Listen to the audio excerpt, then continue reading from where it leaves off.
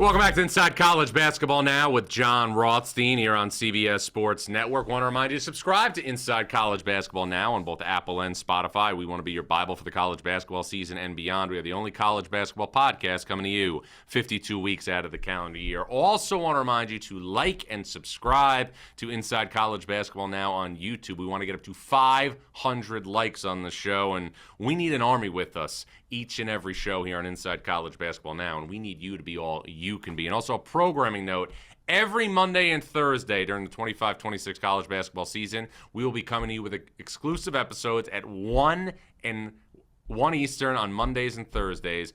And every Monday for the rest of the 25-26 college basketball season, here on CBS Sports Network, there will be a live edition of Inside College Basketball Now, and we will also be bringing you exclusive interviews with some of the biggest and best names in the sport. Coming up Friday, I talked to Miami, Ohio head coach Travis Steele, whose team's 23-0, and earlier this week, I caught up with St. John's head coach Rick Pitino ahead of the Red Storm's massive game tomorrow night against UConn at Madison Square Garden. Now, for this week's Rothstein Rankings, I'm going to look at 5 programs who are going through it in college basketball. We start at number 5 with Syracuse. Syracuse has not been in the NCAA tournament since 2021. It is now in a situation where it doesn't look like it's going to be near the bubble. Red Autry is in year 3. He obviously had a very good first year, even though Syracuse didn't make the tournament. But Syracuse, again, looking like it's headed towards another season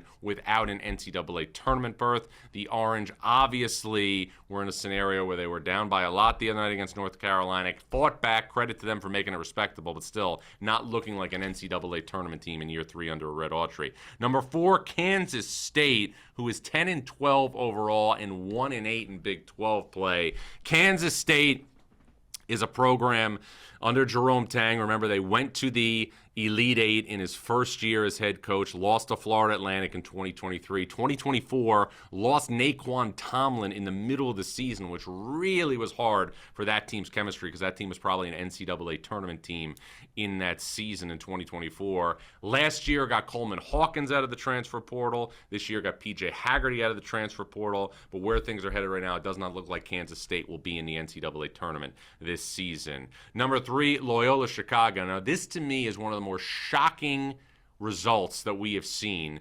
considering where I thought Loyola Chicago was going to be before the season, and that's at the top of the Atlantic 10. Loyola Chicago is 6-18 this season, 2-9 in Atlantic 10 play. Coming into the season, there was a belief that this would be one of the best non-power conference teams in the sport. Retained Miles Rubin up front, was getting Justin Moore back from an injury. Loyola Chicago, though, has been a massive disappointment this season in the Atlantic 10. Number 2, Maryland. It's year 1 under Buzz Williams. I know the Terps have had all sorts of injuries this year, players in and out of the lineup, a brand new roster.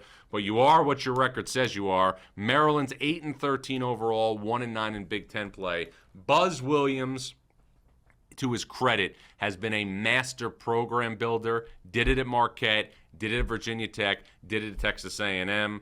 I know that this obviously looks very, very bleak right now. There's not a lot of people going to the games, but Buzz Williams has a track record, especially at his last 2 jobs, of starting out slow and then building a consistent NCAA tournament product. I expect Maryland to retain some players that are currently in the program. They already obviously have certain top-tier recruits coming in, but this has been a difficult season in College Park. And number 1, you have to go to Milwaukee, and you have to look at Marquette. Shaka Smart, in his first 4 years at Marquette, had the Golden Eagles in the NCAA tournament, which included a Sweet 16 appearance in 2024. Marquette right now, 8-15 overall, 0-8 in road games, and now we're in a scenario where Marquette is going to have to obviously be looking at the offseason and deciding its next course of action in terms of how it's going to build the program.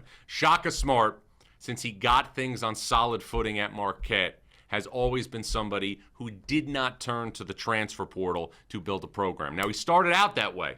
He started out that way by getting Tyler Kolek, Olivier Maxence-Prosper, guys like that who were part of that nucleus that got things going for him in Milwaukee. The last couple of years, because of the players he's had in the program, he has not went to the transfer portal. It will be interesting to see if his mindset is different moving forward after having a season like he's having right now in Milwaukee, which is unequivocally one of the toughest of his head coaching career. We'll put a bow on this show when we return. I'm going to give you some nuggets and some news and notes from around the world of college basketball, and also look at what games are on the horizon this weekend. Jon Rothstein here on Inside College Basketball Now on CBS Sports Network.